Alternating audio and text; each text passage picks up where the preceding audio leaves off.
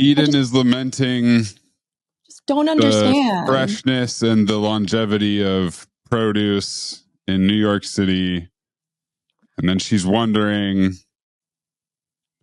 how so many bodegas and corner stores are staying open in competition with each other. They're not even stocked. It's like if they were regularly stocked, I'd be like, great, you're clearly doing fine.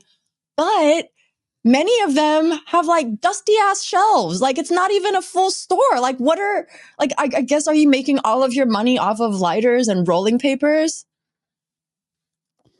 That's a lucrative business. Yeah. Many stoners have kept many shops alive with their needs for rolling papers and fire.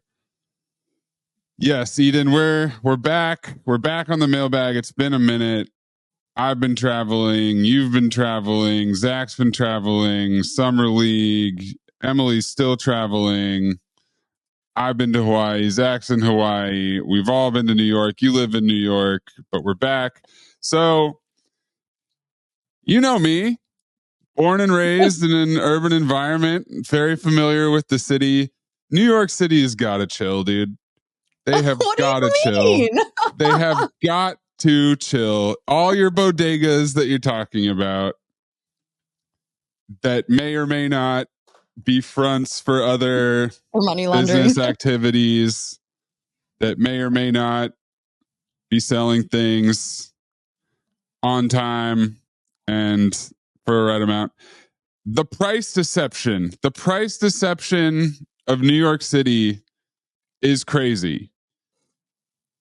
All of the trucks out on the street don't display prices, don't tell you how much something is literally until you pay for it. Oh, so, that's what you mean by price deception. I was confused. And it happens. I mean, it's not only those trucks, but those trucks were a good example. We were walking to Central Park. My girlfriend wanted a juice. So she got a juice from one of these trucks. Eden, you just held up your smoothie. You know, this gentleman blended it on site. Guess the price of the juice, Katie. It was a smoothie. It was like spinach, bananas, pineapple, whatever. Normal juice. How much do you think it cost from a truck in New York City near Central Park? $16. Just about. It was like $13.75. $16 plus whatever. Yeah. And then two hot dogs from a truck. How much do you think that was, Eden? 2 hot dogs from a truck. 2 hot dogs from a truck. $16 for 2 hot dogs from a truck. Wow. Ooh, I was gonna go 12. Yeah, I was like 10 or 12. Like I was like, hot dogs is a. I wonder if it was more for an individual hot dog, because theoretically this 2 hot dog thing was a combo. It didn't really seem very combo-y. That's $10 for a single hot dog, but you can get 2 for a combo. You can get at a movie theater, but yeah, it makes sense. It's a very competitive place. We were staying in Manhattan, in Chelsea. It's not cheap out there. I would have to imagine it's a little cheaper in Brooklyn, Eden, but probably not a ton. Yeah, it's wild. It's wild to go from a city where you think you live in a very expensive city where things are very expensive and be like, all right, no, every single thing is going to be more expensive out here. I thought that when I was in LAX. I was like, why am I paying $18 for this slider turkey club slider size? It wasn't even like in New York. Yes, a sandwich is also $18, but in New York, a sandwich is going to last me at least one full meal. And I'm honestly like probably pretty full. Like this was like the size of my palm. I was like, it was a little bigger than a slider. But I was like, let me remind you guys, one of the most disappointing sandwiches I've ever had in my entire life, for one. $18, and I finished it in 3 bites. It was so tiny, not delicious. It just was so small that you could eat it in 3 bites, even if you weren't appetized by it. Yeah. $6 bottle of water is just standard at this point. But airport food is another thing. But yeah, relative to the rest of New York City, the airport didn't feel that crazy. I felt pretty warmed up for it, but we all invaded New York City for the live show. we talked a little bit about it on the OG pod this week with Tom and Amin and Zach.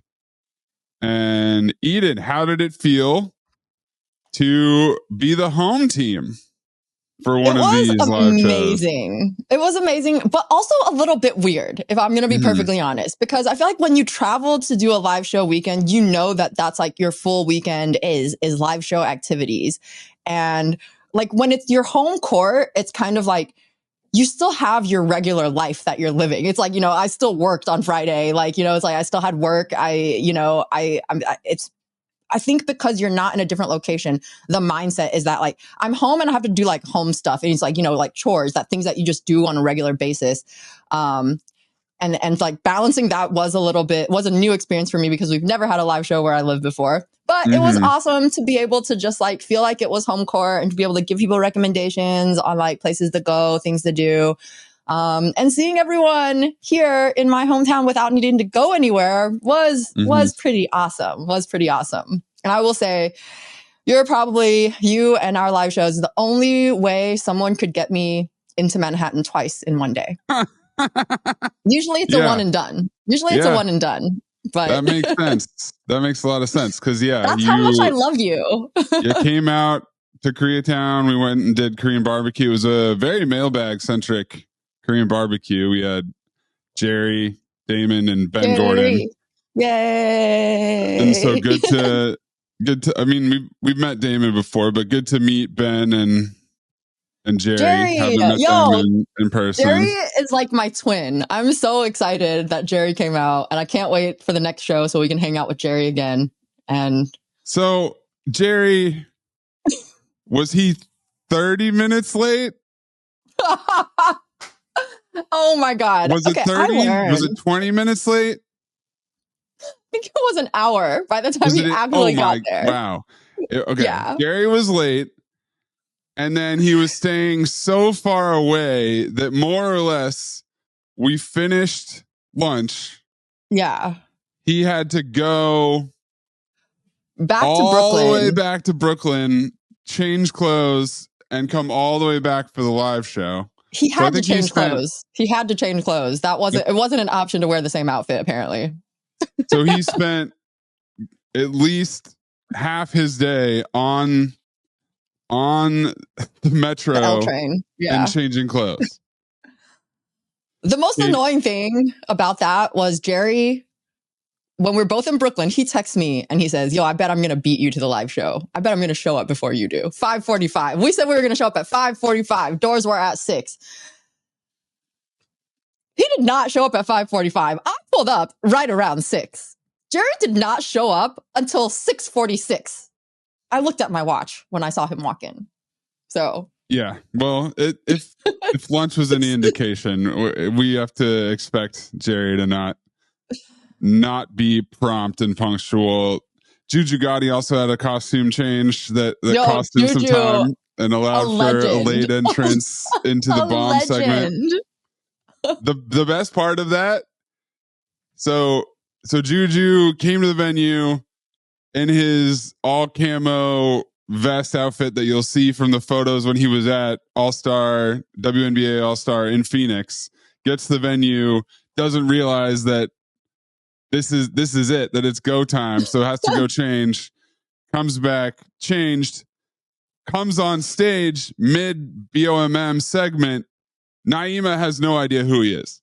Naima is in the middle of talking. Juju sits down. She's like, who are you? What is that? Is that a velvet headband? And then Juju says, oh no, sis is calling me out for my fashion choices. So that was a great moment.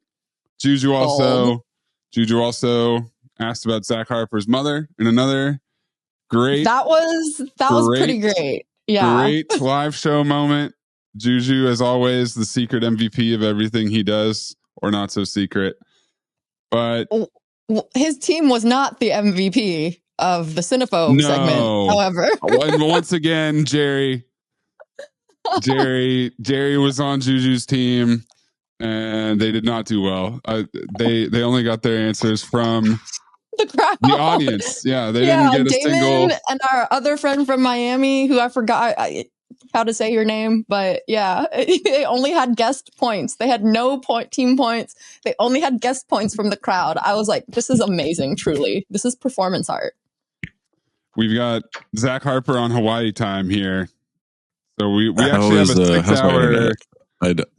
Seems okay. So far, so good. Okay. I'm on my phone because the Wi-Fi was not connecting. So classic hotel Wi-Fi. Hotspot. Yeah. I think in Hawaii, they're like, why the fuck would you be on the internet? Go outside. Good point. I mean, is the whole island satellite internet? Can they plug into the same network that we have? No, right? Can they get fiber? Do they have fiber? Well, so there's no Wi-Fi on the flight once you get past a certain point. Oh, that's interesting. Did you guys catch that? Yeah. I don't know. Yeah. I think we can hear you better than you can hear us right now. They announced that. Oh, I'm getting a recording error on here. Okay. Oh boy. I mean, it seems okay for us. Podcasting. That's what this is. Yeah. I mean, Maisie, you get a full recording too, right? All right. Then I'll just power through. Well, it's saying recording error on my stream. I am not getting a recording error for you. Why would that be? Technology. I'm going to refresh. Hold on. Hold, please. All right. Or you guys keep going. This is dramatic. This is pause for dramatic effect. I was going to say Hawaii time, 6 hour difference might be a little rough, but it's really the Hawaiian internet that you don't think about. That's the issue. We did not plan for the internet. Zach brought his mic. He brought his headset like an honest podcaster would. We did not take into account the internet in Hawaii. How can you anticipate something like that? All right. Let's take this one. Guys, I texted you this morning. An act of terrorism hit me.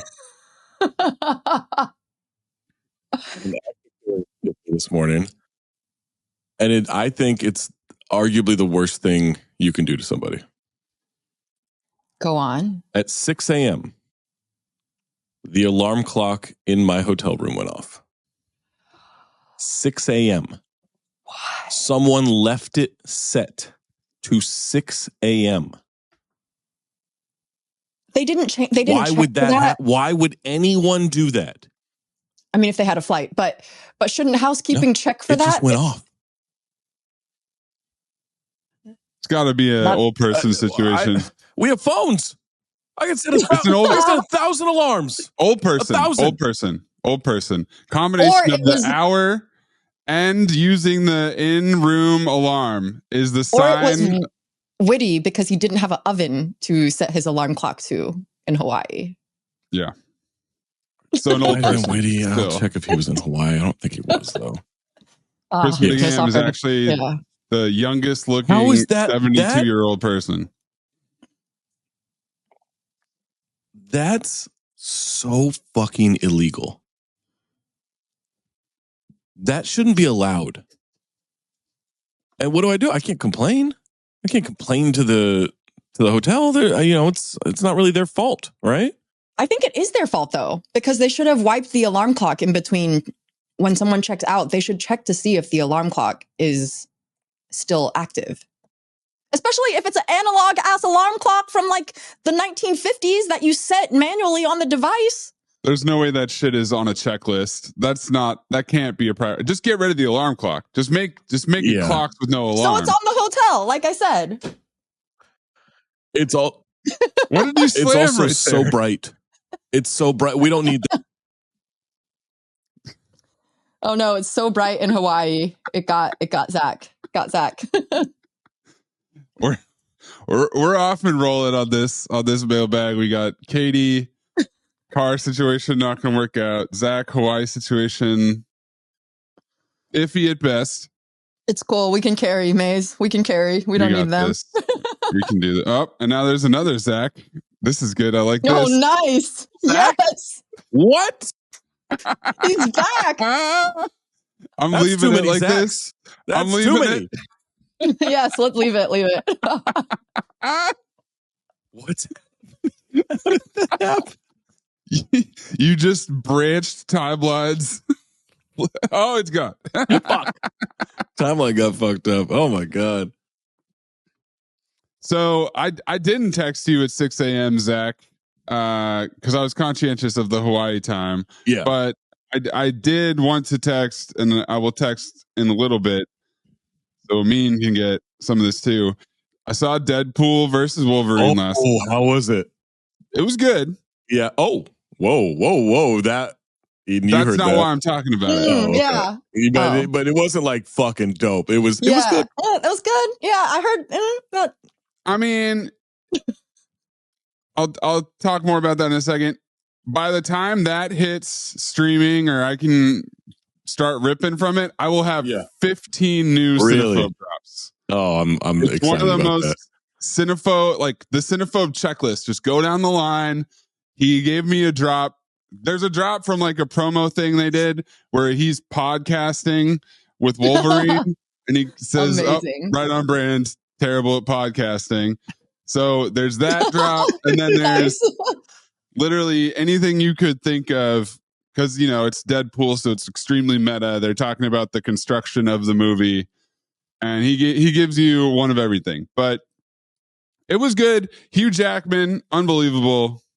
Like Hugh Jackman, there's a reason that they dragged him out of retirement to play Wolverine again. It's because he's so good at it, and he was awesome.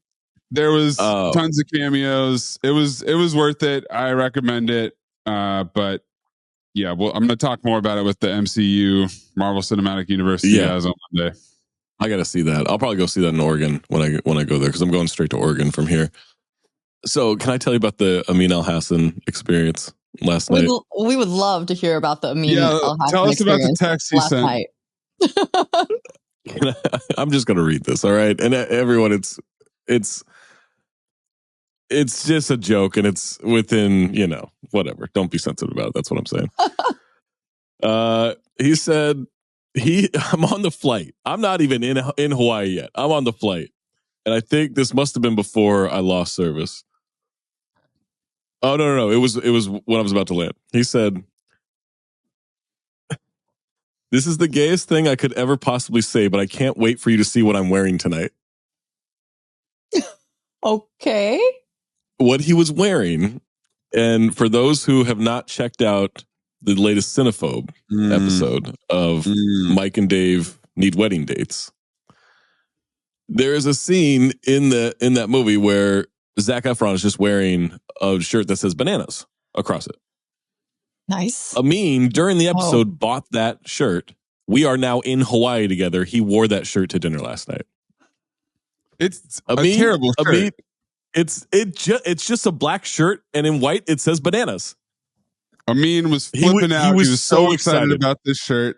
He bought it live on the podcast. I can't deal with you guys. Amin, he said, "Oh, I love this shirt that he's wearing. It says bananas. It's fucking hilarious." And he said, "I'm sure you can find your way to get your hands on it." Boom, he did. Magic. Night one. He also, so we went to this place called Duke's Canoe Club. And it was packed. Like, so it's got to be a real spot. It's right on the beach. And it was good. Like, I had this seared ahi tuna steak that was really good. We had some Korean spare ribs that were really good. But Amin opted for the buffet. Why did he opt for the buffet, you ask? Because on the buffet menu, for like part of what you can get there, Hawaiian sweet rolls.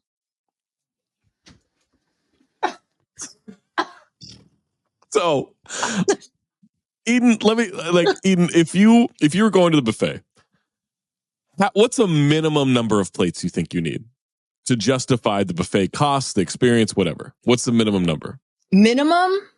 Yeah. Minimum 4 for me. Maze, what would you say? Yeah, I was going to say minimum 3. It depends on the like if there's a dessert thing, right. also, a high ticket item. Oh, so that was another thing. I was trying to figure out, does dessert count as a plate? Okay, because I count it as a plate. Okay, if you count it as a plate, then I think we're all basically on the same area, because I would have said, you kind of need to get 3 of those in. Yeah, right? yeah. He had 1 plate. Did you know that you can get Hawaiian rolls at the grocery store? But he's straight from the source, Eden. Also, you're in Hawaii. Yeah, just go get rolls. He thinks it's Popeyes in Louisiana. He thinks if you get the Hawaiian King's sweet rolls in Hawaii, guys, we're barely into the night. This is me 30 minutes with this guy. Okay. Also, Eden, it should be known on next week's episode, which because we've had at least 2 or 3 episodes talking about Hawaii before they've gone to Hawaii. Now they're in Hawaii. Oh my God. Amin predicted that there would be a fight because he and Zach have been in Vegas for Summer League. He and Zach have been in New York for the live show. Together. And now he and Zach are in Hawaii. So this is the 3rd weekend in a row. I swear to God, if this motherfucker is in Europe when I'm in Europe, I'm burning everything to the ground.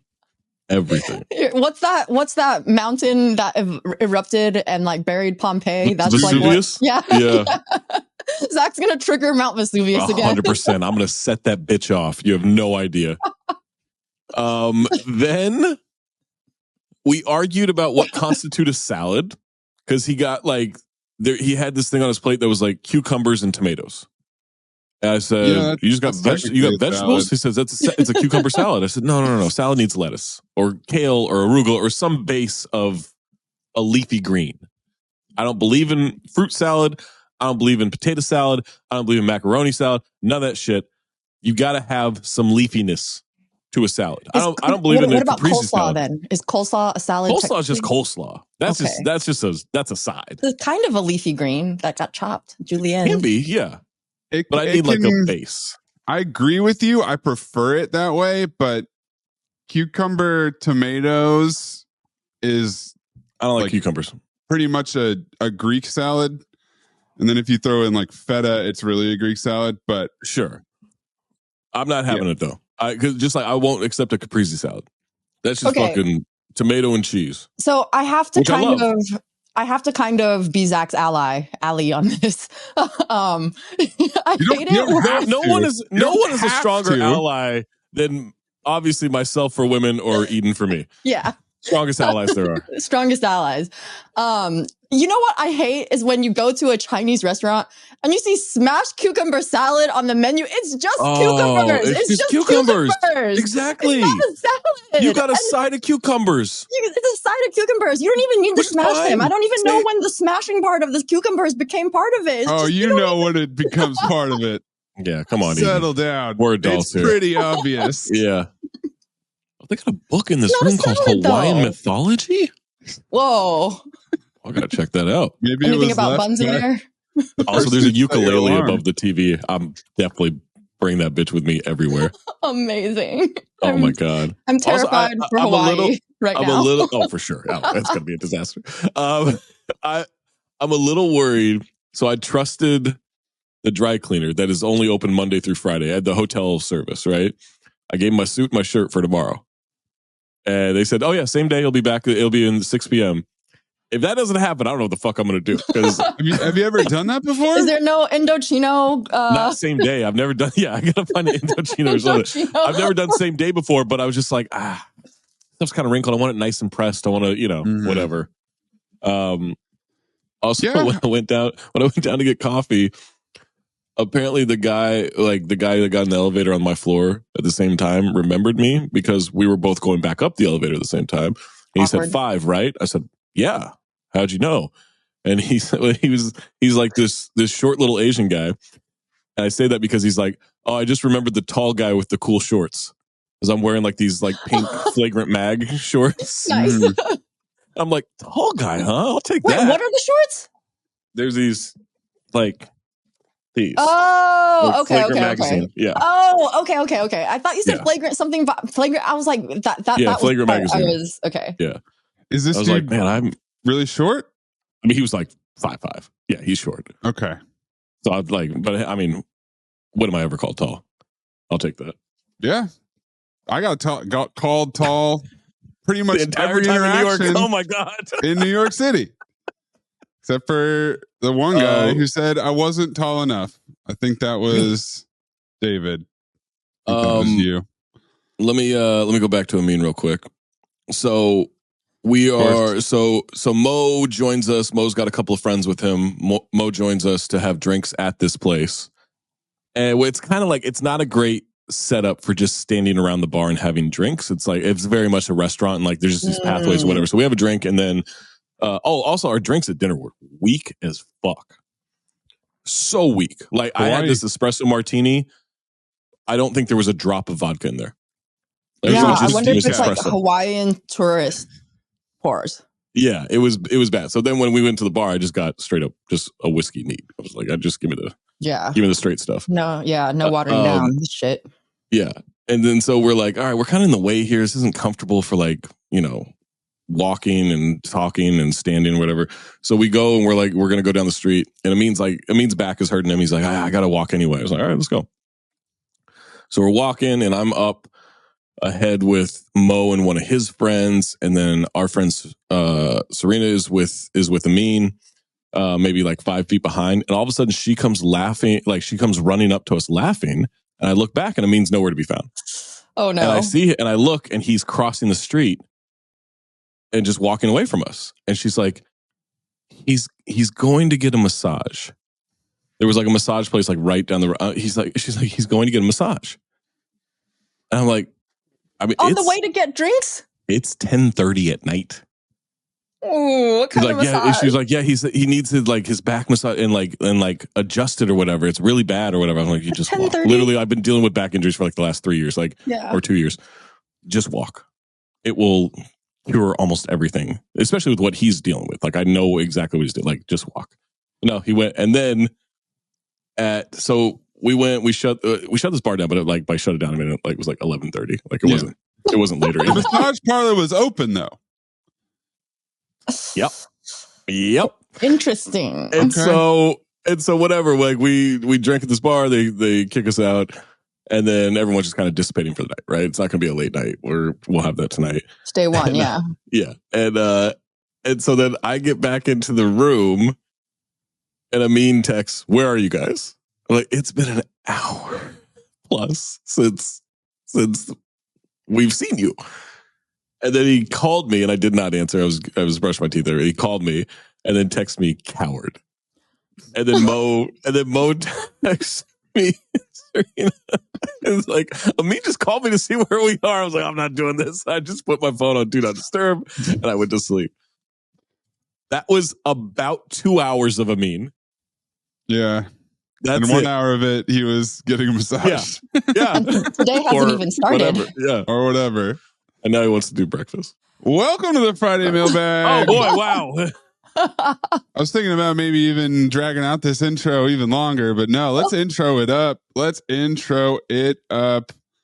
We've been off. We've been on. We're back on. We've been in New York.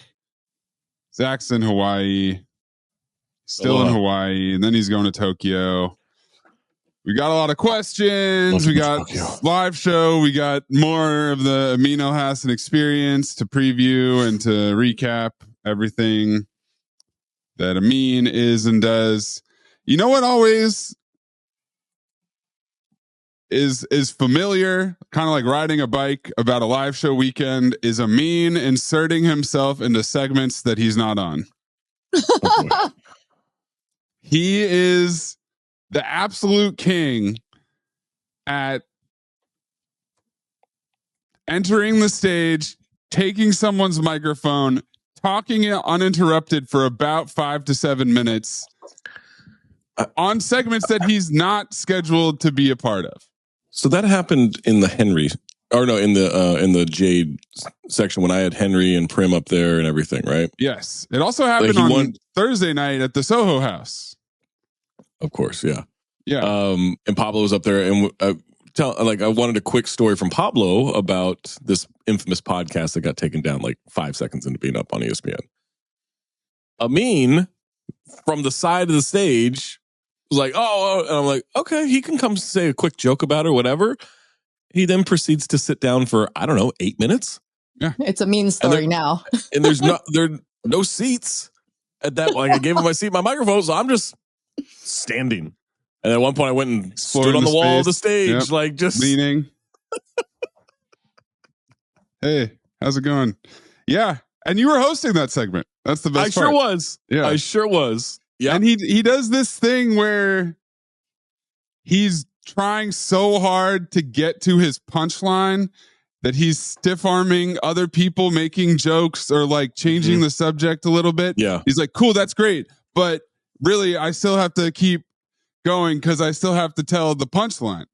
Because he's also like he's taking the most scenic route possible. Like he is throwing Google Maps out the window. He's getting like, a massage for an hour in the middle of theater of the mind, guys. Theater of the mind. Theater of reality. We were in the theater. Yeah, we're in a theater. Yeah, that's right. We were. God.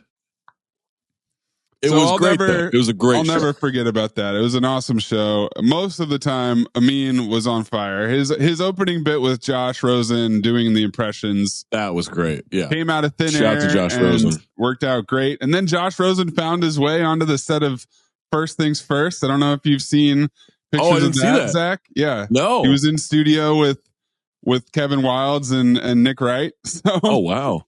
Seems to have parlayed his way up. So he had a good New York trip, but so did we.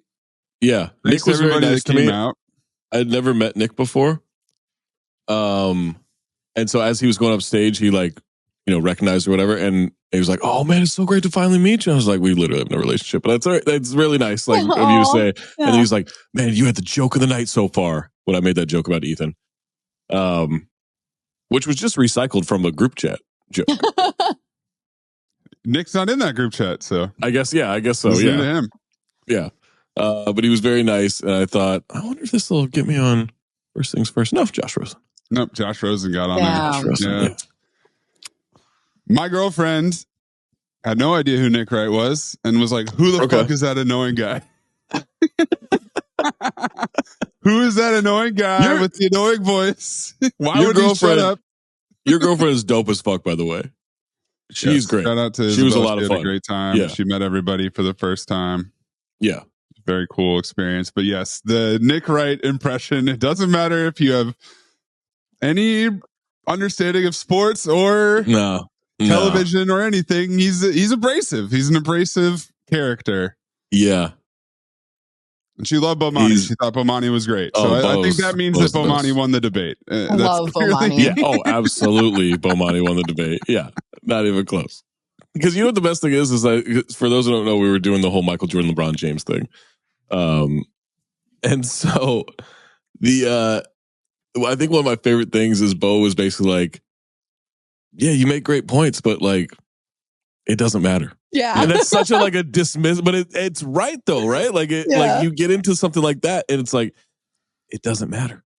Like it is what it is. And that there's nothing you can do about it. You can make all the cogent points you want. You can do all the, the resume, all that stuff, the longevity. Yeah, it's great. Doesn't matter. That's the king.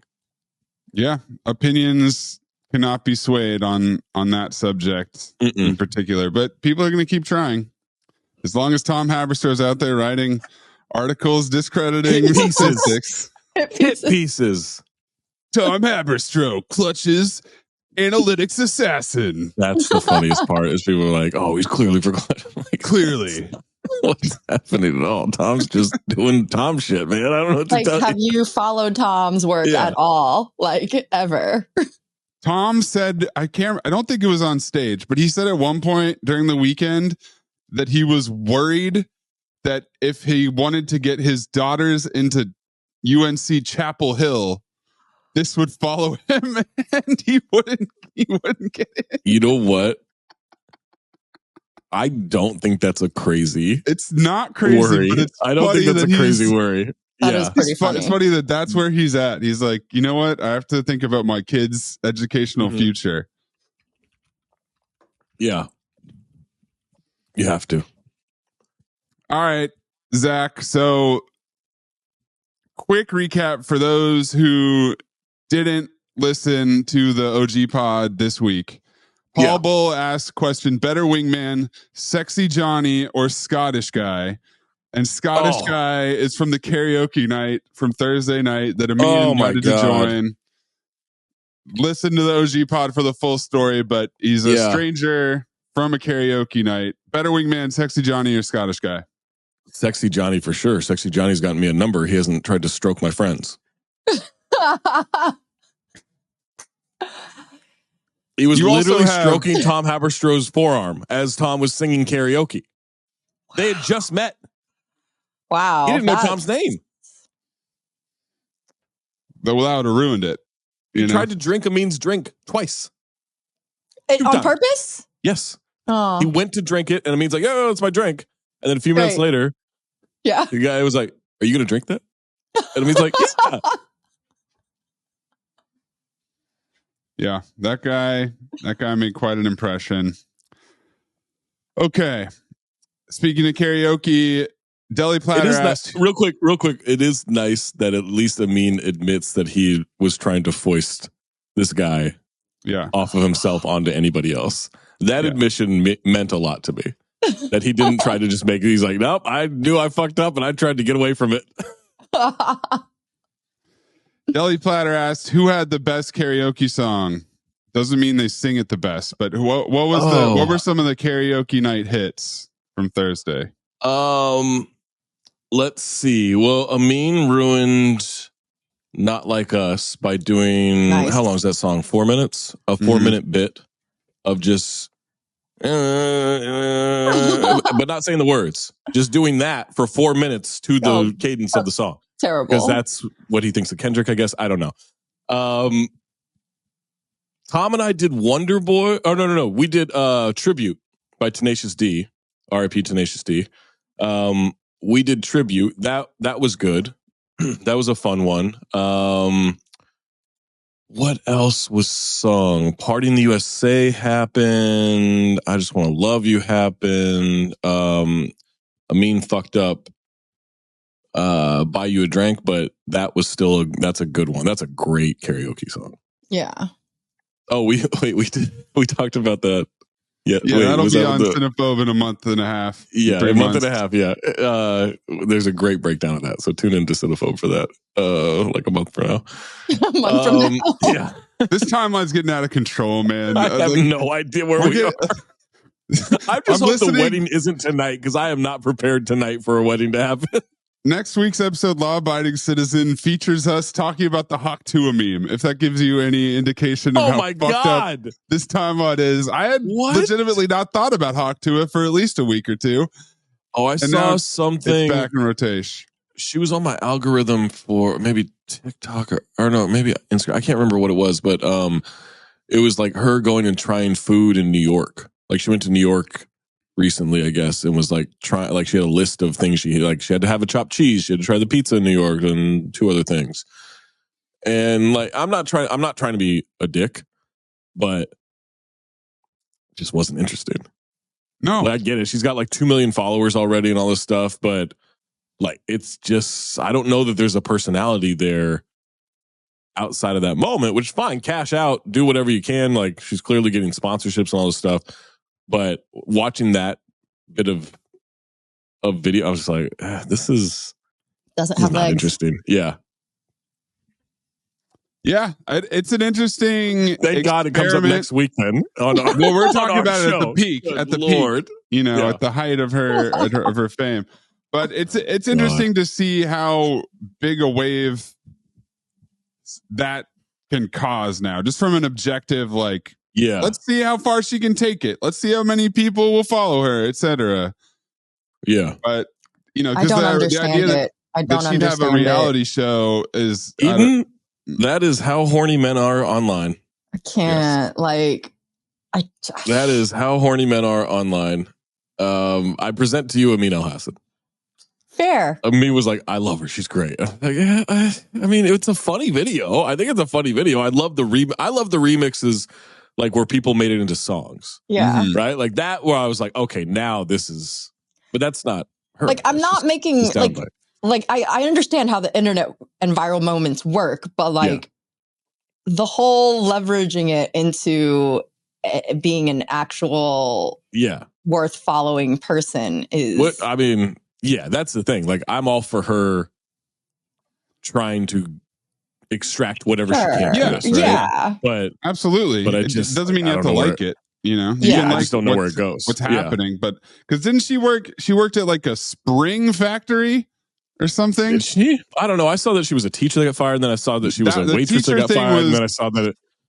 I saw all these like dumb false stories, so I don't know what to believe. Yeah, the Dumb teacher false thing was stories. fake, but she worked at a spring factory, Tennessee Spring and Metal in Belfast, They just make Tennessee. springs. They make springs. Those are still like being made in a factory Hell with yeah. like people. though? Mattresses. I thought that all was like kinds of all shit. automated at this point.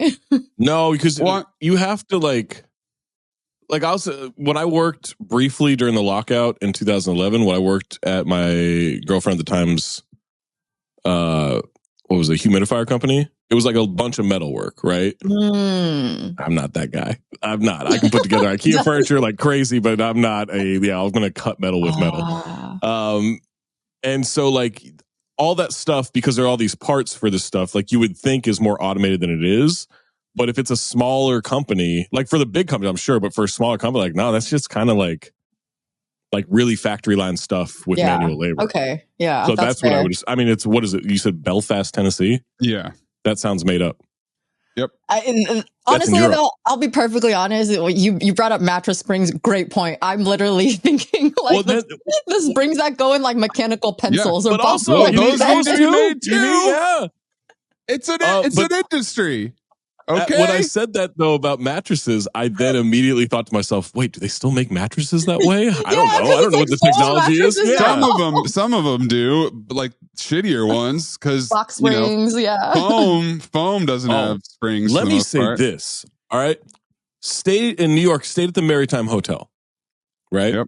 Phenomenal hotel that also has the worst pillows I've ever encountered in my life. Oh no, the pillows! Everything about that hotel was a 9 out of 10, except for the pillows. Awful.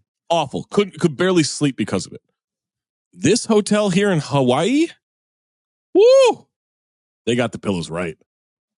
These are good American family-owned pillows. Yeah, phenomenal. That's phenomenal. Good. So, what are you saying the New York pillows were? Un-American, the corporate pillows? I will sort of very inappropriate joke there. That would not have been No, good. Yeah, they're bad. No. They're bad. They were bad. The Spring Factory thing. First of all, Eden, I don't think she's probably has a job that's not making the springs herself. I'm gonna guess. Probably like runs the office or something, like admin or who knows. But Blobby Portis Jr., and I like this question. Blobby Portis Jr. Blobby Portis Jr. says, "What a great name! Your preferred 18th century occupation? I'm going cobbler." 18th century. Ooh. The thing about cobbler is like you could be touching people's shoes. That's so gross.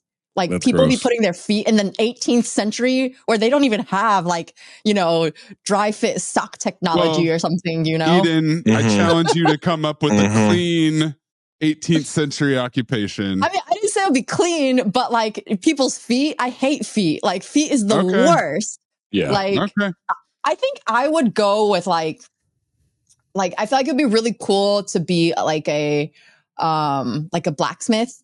Yeah, blacksmith. That's what I was going to go with. Leader in the clubhouse for sure. You get to make weapons and shit, or like even a carpenter would be kind of cool. Like that's a little too much math and science for me. You don't think forging a sword out of fire takes but math and science? I've seen how that works on TV. I've watched Forged in Fire. Gotcha.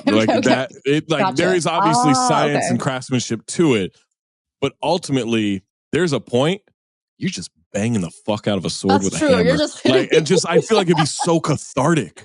I know. Yes, I feel like plus it would be you'd be ripped. Like you just guns. Like and you just get out all of your anger and frustration into that knife. Like sword or whatever they used to be whatever called. you're doing, axe, battle axe. Yeah. I mean, it's not just weapons, but everything. Everything made out of metal. Yeah, I was like, I guess we can make like forks or something. Did forks exist in the 18th century? Did we have forks? Great question. Borderline.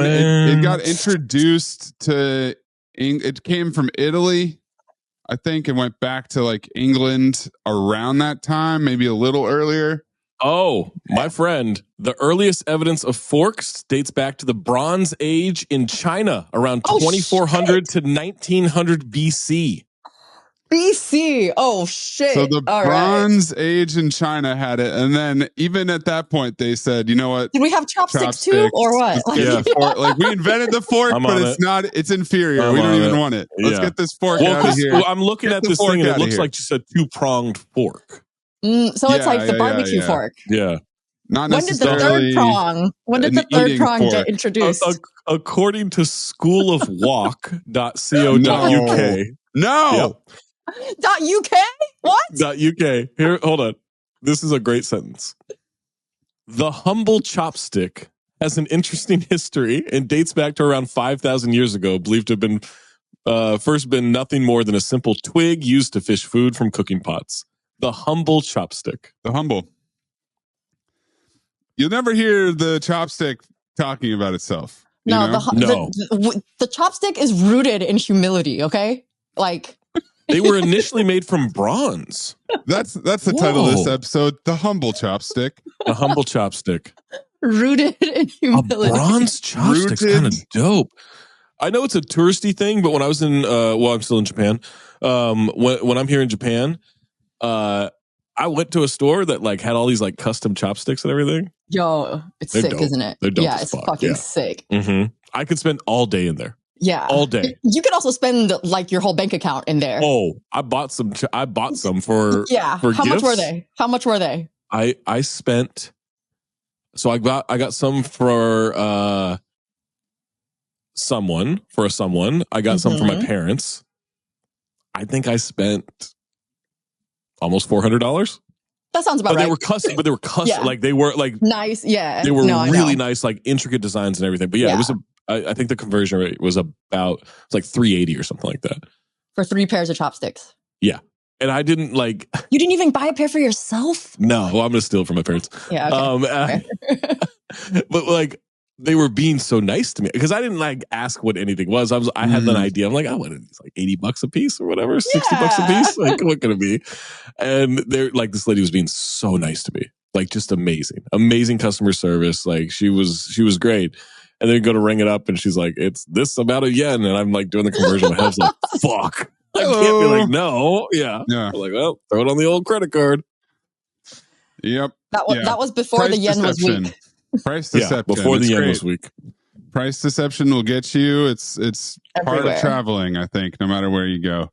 Back to the 18th century occupation. I do like blacksmith. You are probably getting ripped.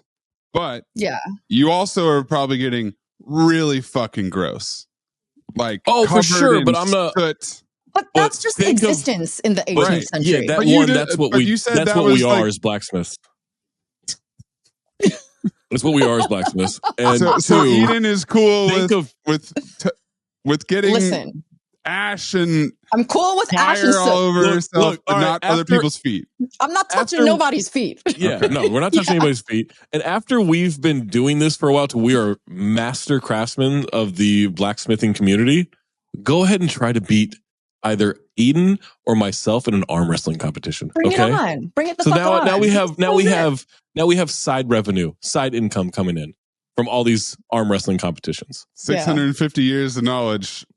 Absolutely. In an arm wrestling competition. Guns. We got guns now. They didn't call. I don't think they had guns back then. Oh, yeah. What did they call them back then? What do you think? Arms. We had strong arms. I guess. Yep. Didn't even have guns back then. With swords. Couple of axes. Brought your own axes to the fight. With big old claymores for arms. That's the big sword, right? Yeah. But think about yes, you are disgusting, right?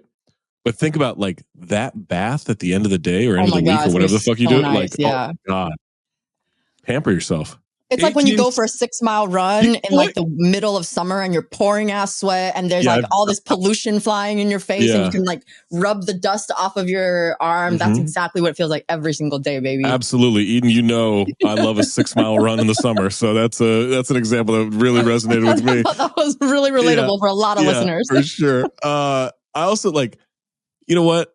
We're going to treat ourselves.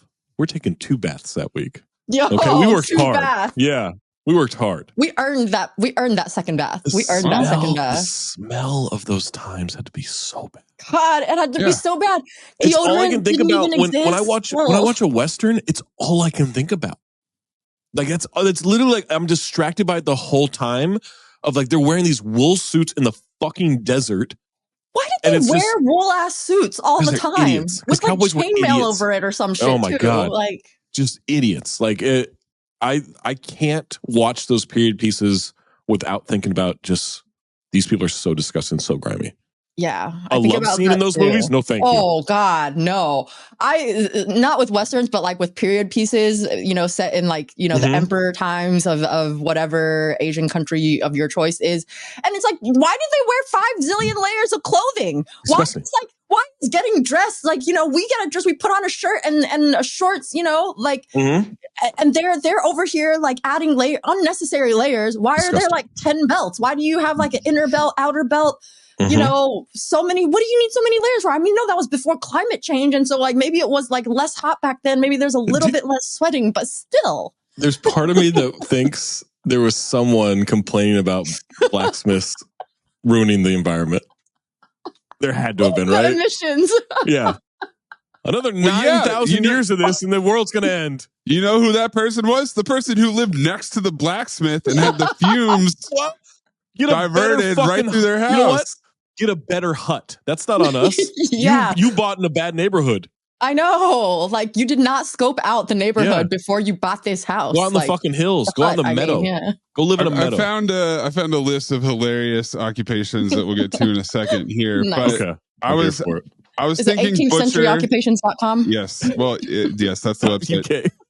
I was thinking butcher. Butcher could still work. It'd be even grosser. Oh, butcher would be bad back then. You'd have to be dealing with like all the guts, and also the meat would be going bad. And also, you better be fucking nice to me in Eden, or you're getting a dull ass axe, dull cleaver. Correct. Yes, I would need to grease the wheels of my relationship with the supplier of the carving tool. Were wheels invented then? Ooh, good question. That's a good question. When was the wheel invented?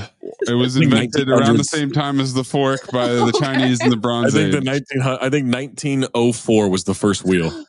That sounds right to me. Yeah. Oddly enough, they sliced bread with it. That's what it was. The inventions. Okay. Other occupations. Ankle beater, a young person who helped That's to drive OnlyFans. the cattle to market. Ankle beater. Ankle beater Drives the cattle to market. And beats what are their they ankles. beating the ankles of the cow to get them to go? Yes. Correct. Where's PETA when you need them? Where's PETA when you need them? Why would you beat off an ankle? Yep. Does that even work? Good question. An artificer is someone who made fuses. So that'd be like your cousin. That's interesting. Wait, That's fuses? interesting. Fuses. Like for dynamite or something like that, or I was like, did they have fuses back then? That's the equivalent. To me, that's the equivalent of finding out there's still spring factories. Yep. Right? Yep.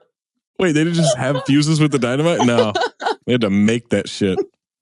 So you mean like when you're dynamite shopping, you have to go get a fuse for the dynamite? Wow, it doesn't just come with it. This is like, if I could give one bit of advice to anyone who truly cares for their hair, and I'm mostly talking to men here, don't get the shampoo conditioner combination.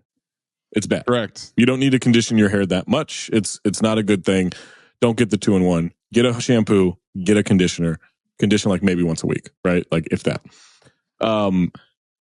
If you're going to go buy dynamite, you got to buy the fuse and the stick completely separate. Don't do the 2-in-1. Oh, don't get the 2-in-1. Exact same thing. Oh my God. I see what you're saying. Holy shit. Yeah. You'll have weight. Good dynamite with the bad fuse isn't getting you anywhere. Okay. More absurd occupations. Or bad dynamite with a good fuse. Also not getting you anywhere. Bagneo keeper is a person in charge of a bathhouse or brothel. That's bagneo keeper. No, thank you. Badgy fiddler Is a boy badgie trumpeter fiddler? in the military a badgie fiddler? If I'm in a war in the 1800s, first thing I'm doing is taking out the badgie fiddler. I'm not listening to little shit play while I'm trying to battle. I'm not listening to this shit.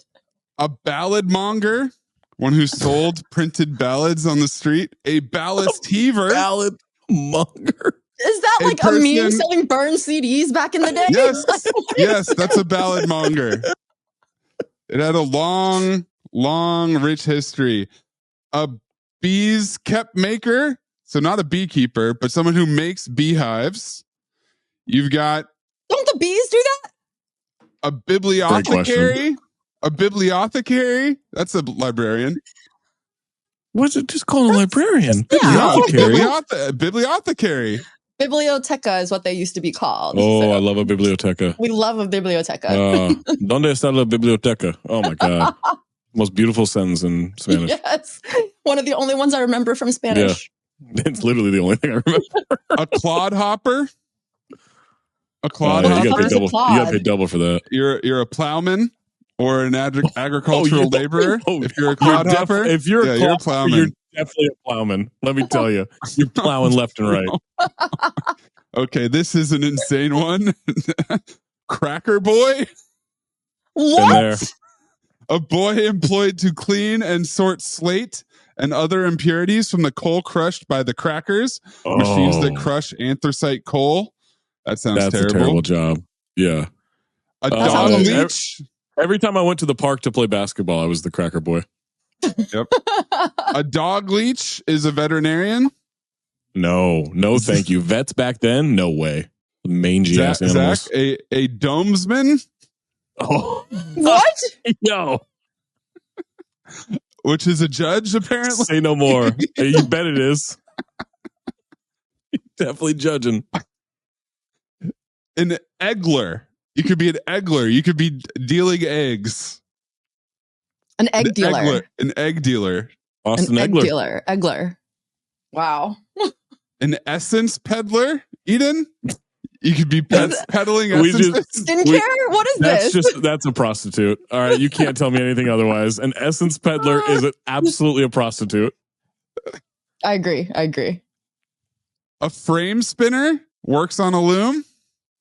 Frame spinner is just PR. Okay. This is a terrible job. And this is a furbisher. Someone who polishes armor. Oh, no. Your whole job is polishing other people's armor? No, I don't like that at all. Because also, like, the polish is just, it's so, like, not greasy's not the right word, but there's like this filminess to it, right? If you've ever polished metals, like, it's, no, thank you. It's definitely got lead in it. Yo, and you know, like, it's just like these knights in shining armor are just taking off their shit and they're just like, here, polish this, you know? Like, they're being so disrespectful to you, too. Super disrespectful. That's a great point. Also, you know that they are getting all the credit. The knight is getting all the credit for how shiny their armor is when they didn't do shit. But the refurbisher is the one right that should get the credit for the shining armor. Yeah, that's absolutely terrible. That's the life of a refurbisher, though. A Jake's farmer. Oh, he just farmed Jakes. One who emptied cesspools. Well, we don't need any more Jakes. If I'm being State from Jake's farm. State from Jake's farm emptied cesspools. That sounds truly disgusting. What? I know what a cesspool is, but I don't know if Zach does. It's a pool of cess. It is. It's the grossest thing you can imagine. It's not something you want to empty. Ew. Yourself. You want it emptied. You don't want to empty it yourself. A lands jobber, one who bought land on speculation and sold it to others. Oh, that's the ultimate scam. Jobbing lands. Yeah. A land jobber. That's like the person that like I forgot the term, but they check the soil, be like, you should be buried here, you know? Oh, yeah. Yeah. That's also it's a whole scam industry, but it exists. Yeah.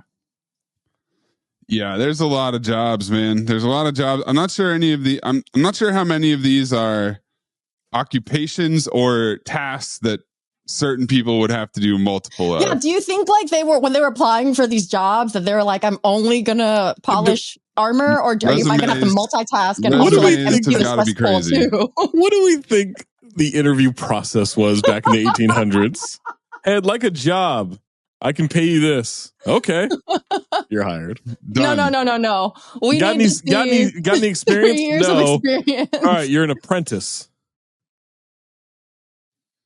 Yep. Well, no, it's actually like, I hope my kid can get a job. So I'm going to essentially sell this kid to the blacksmith so he can like if Zach wanted to be the blacksmith, his family would have to give him to the blacksmith, and he'd have to apprentice as a youth and be a armor polisher for 3 years before he even gets to pick up the hammer to do some knife making. Okay. Pricker, witch hunter. Wait, are those two different ones? Yeah. A pricker is a witch hunter. Oh. There's a real prick.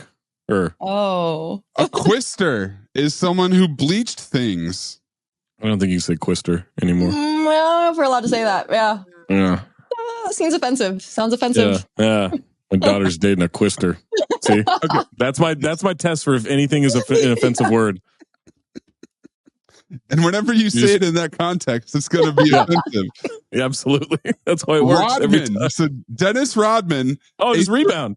A surveyor's assistant who carried a leveling rod. So the surveyor goes around surveying, and you're the rodman. You just carry that rod. This dude just has a straight stick, and that's a job?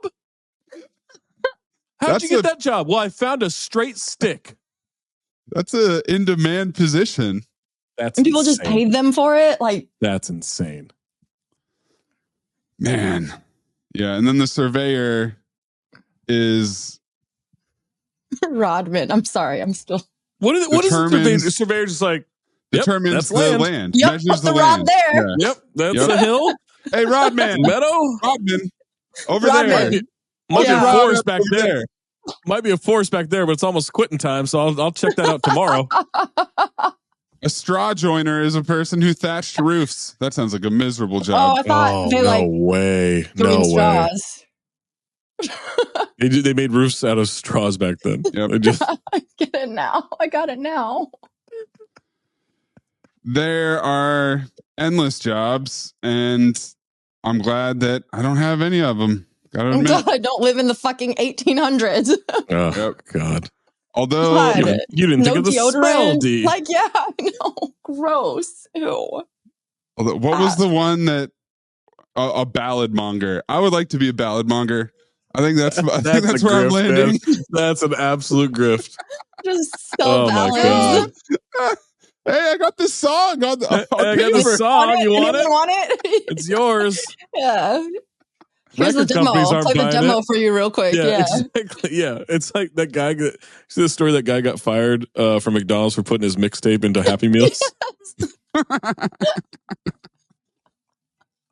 Yo, that guy's shout out to that guy. You got to hustle.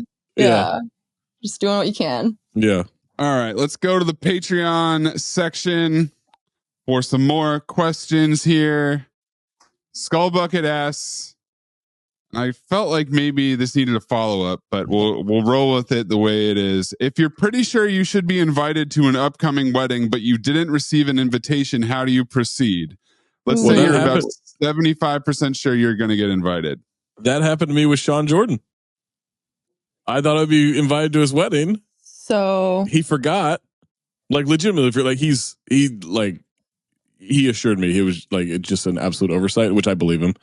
Because he is torn up inside every time I mention it as a joke. And he is just like, you can see like just his whole body sinks.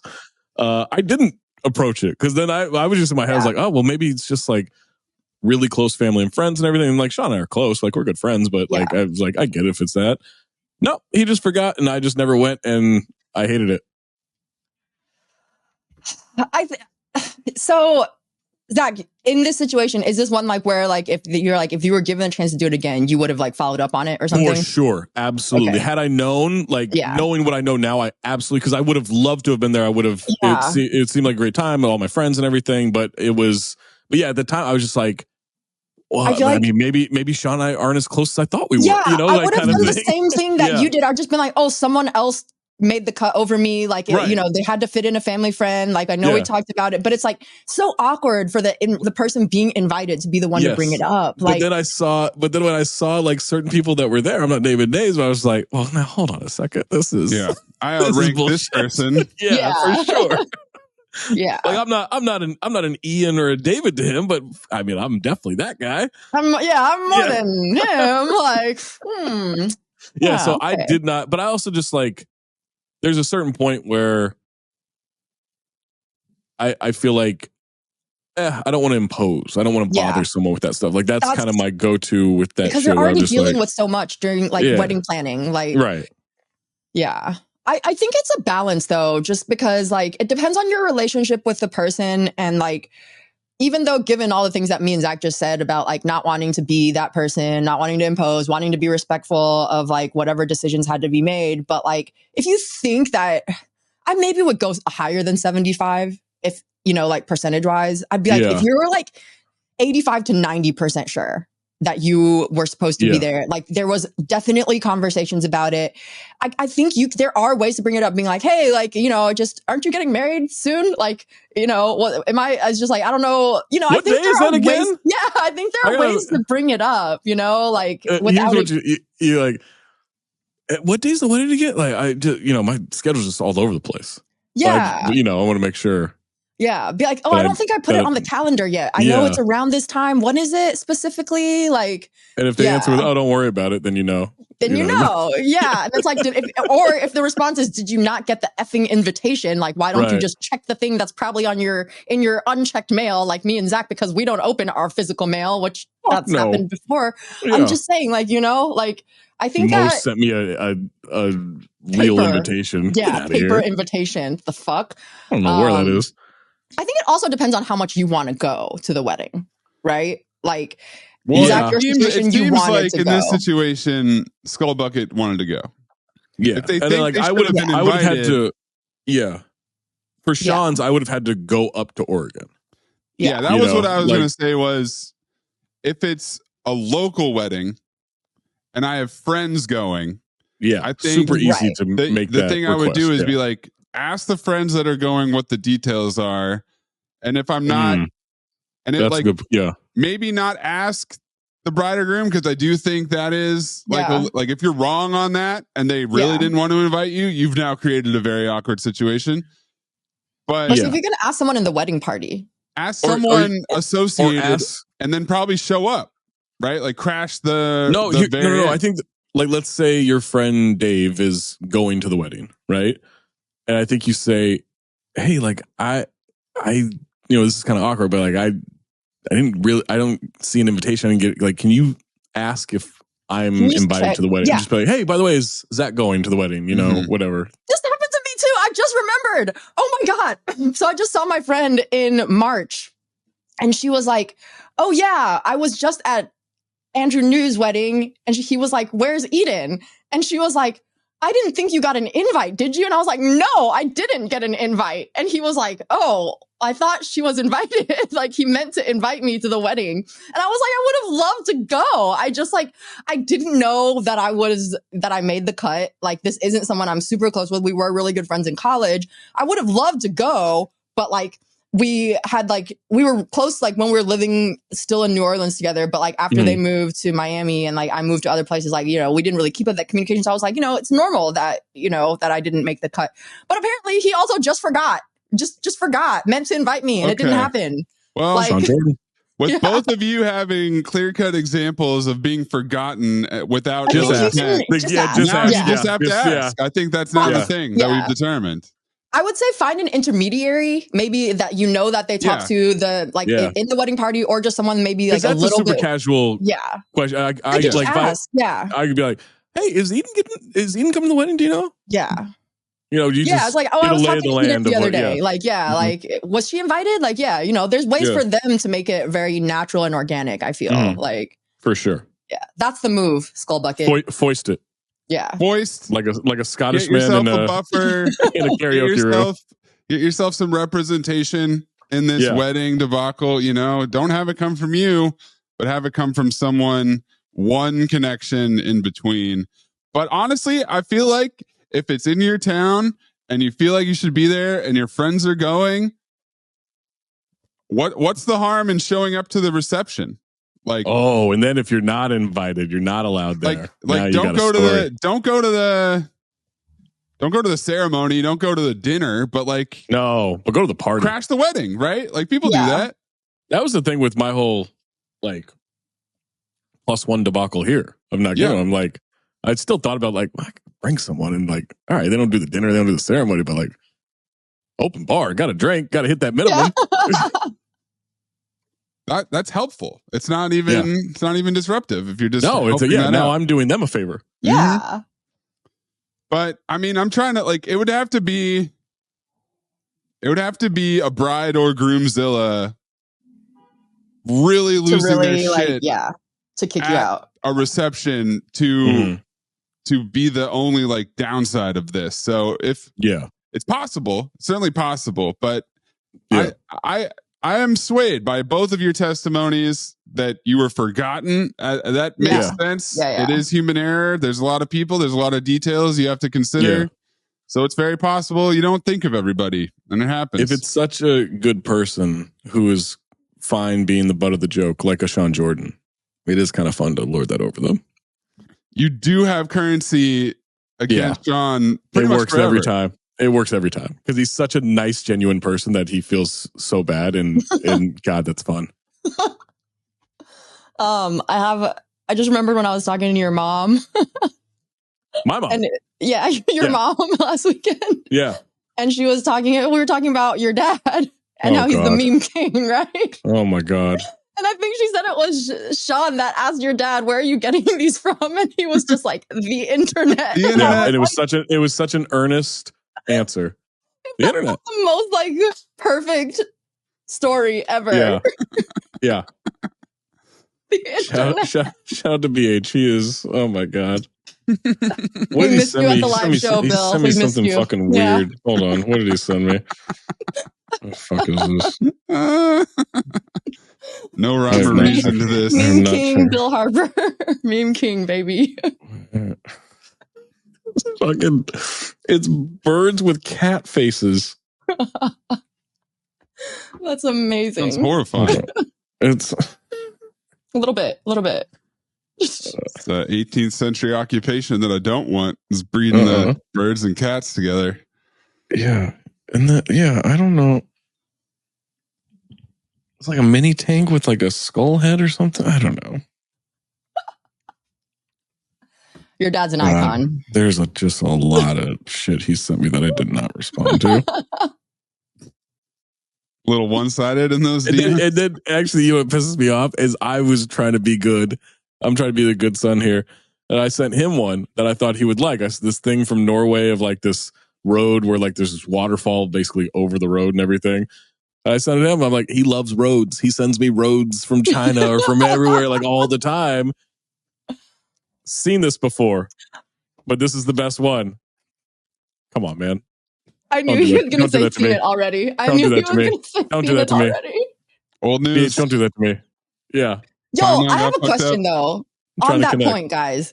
Do you guys, when someone sends you a meme that you've already seen, how do you respond to it? Heart it. Yeah. Just give them. Just give it a heart. Yeah.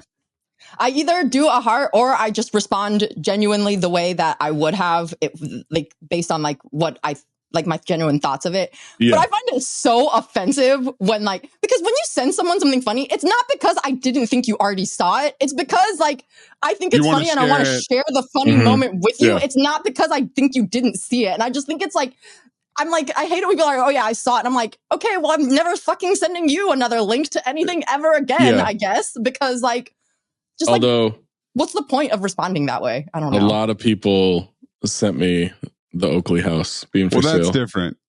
It is different.